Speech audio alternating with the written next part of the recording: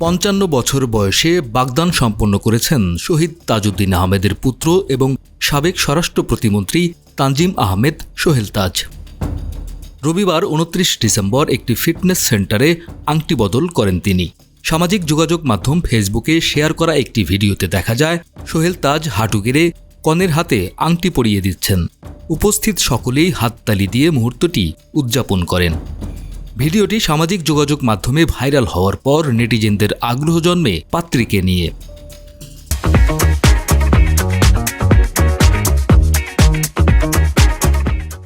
জানা গেছে কনে আয়রন গার্ল খ্যাত শিমু। তিনি সোহেল তাজের ইন্সপায়ার ফিটনেস সেন্টারের ট্রেইনার। প্রসঙ্গত, সোহেল তাজ 3 সন্তানের জনক। 2019 সালের 15 ফেব্রুয়ারি সোহেল তাজের একমাত্র পুত্র ব্যারিস্টার তুরাজ আহমেদ তাজের বিয়ে সম্পন্ন হয়।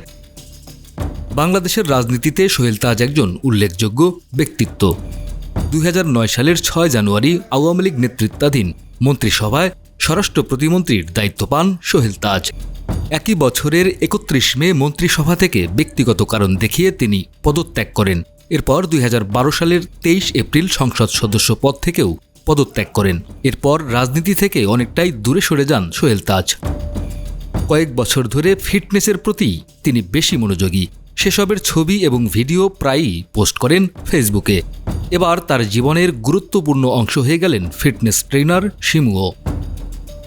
এদিকে সোহেল তাজকে নতুন জীবনের শুভেচ্ছা জানিয়েছেন শুভানুধ্যায়ীরা।